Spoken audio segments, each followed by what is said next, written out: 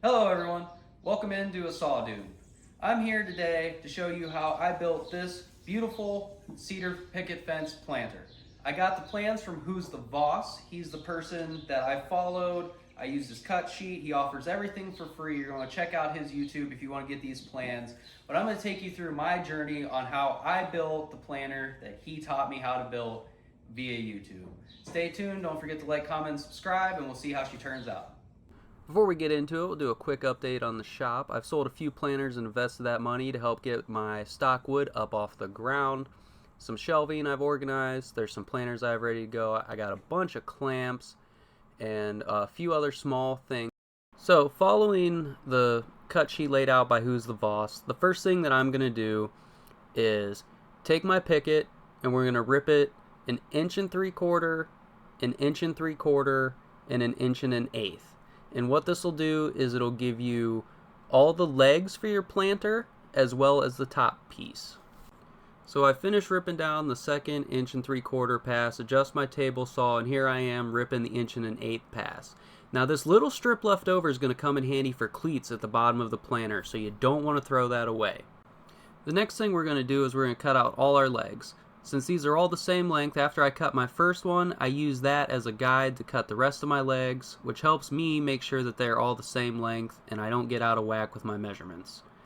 So we're going to cut one of the 1 1/3 and one of the 1 1/8 pieces down, and we're going to save that other 1 1/3 piece that we ripped, and we're going to miter our top in that later. While we're here, we're going to go ahead and cut out pieces for the cleats at the bottom of the planter to help support our base. Next, we're going to cut out the sides of our planter, and this is where it's important to follow his cut sheet to really maximize your material usage and minimize your waste.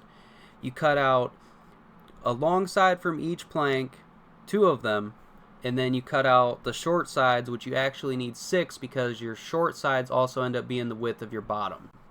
The next thing I'm going to do is sand all the faces of my boards.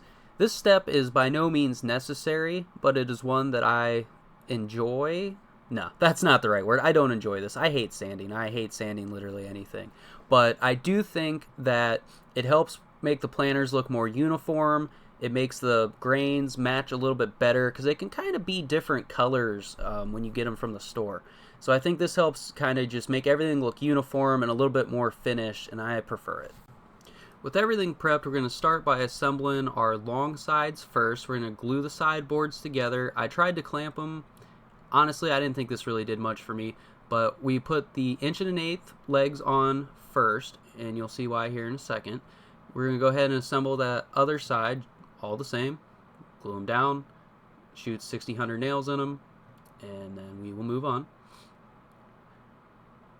Now that we got our 2 long sides, what we're going to do is we're going to put the 1 1/3 legs on the sides there, and you'll see that because we use those, you have a little ledge along the top and the bottom that we're going to use to fasten the other sides to.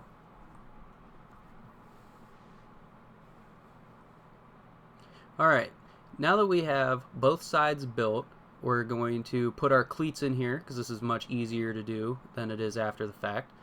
We're going to check our sideboards, make sure they fit. We're going to glue and, you guessed it, nail those sides in nice and easy.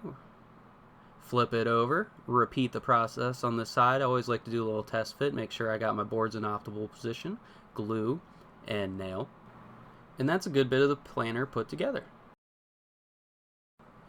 Next, we're going to put our bottom in. We're just going to lay some glue down, put in our 2 pieces we cut earlier, and then I used a garden stake for my middle piece instead of using a specialized board because my distance ended up being a little awkward. So then we're going to nail all that in there. Then I'm going to drill a few holes in the bottom just to make sure this thing drains well.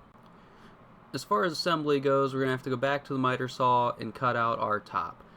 Now the reason I do it like this is because with the variance in picket thicknesses and all that kind of such, and my inability to cut things in the manner that I measure them, you're going to want to measure your planter to make sure that your top actually fits. If you try to cut this beforehand, you run the risk that it's too small and it's really hard to make it bigger. Now if you were to cut it and it's too big, it's really not that hard to trim it down until it fits. With our pieces cut, we'll go ahead and lay a nice helping of glue all along the top of the planter, and then we'll go ahead and lay our pieces on here, nice square fashion. If it looks like a square, you're doing pretty good. So now I'll go ahead and shoot a nail into the corner of each of these. Be very careful to watch those fingers. Once I have that together, I pull out this, pretend to measure it so it looks like this is even, and then we're just going to go ahead and 50 nails later, we'll have this fastened down. The next thing I like to do is burn my planter. So far, every one that I've sold, people have wanted burnt. And you'll notice there's not a lot of footage of this and it jumps around a lot. That's because I did a lot of filming of the back side of my arm and not a whole lot of filming of burning the planter. At least for the top, I did get a fairly decent view. So that's what we're going to do next. We're going to go ahead. We're going to burn the top. And then I also like to burn the inside of the planter down a few inches. I think that this is nice. If you don't fill it all the way to the top with dirt, perfectly, then when you look in here, it's still going to look uniform all the way down. And then the pieces you don't see, you won't see. So after that, we're going to go ahead. I'm going to keep using the same Pittsburgh clear seal I've used in other videos. I really am coming to like this product. I like the way that it finally dries. When it's wet here, it does look like it stains the wood, but it actually dries very clear, and it's really hard to notice that you even actually put anything on the wood, which can be somewhat problematic, but it really does help keep that burnt look without making it look too new. I think when you get this dark seal on it like it looks now when it's wet and it's still soaking into that wood, you have that burnt look, but it almost looks like it's brand new. It's a really weird thing. So I like how this dries out to a very nice clear and goes back to that burnt look that I had originally, and not just like a wood with darker spots on it here and there. And that's basically how this thing turned out. I hope you enjoyed the video. Don't forget to like, comment, subscribe, and we'll see what my next project is soon.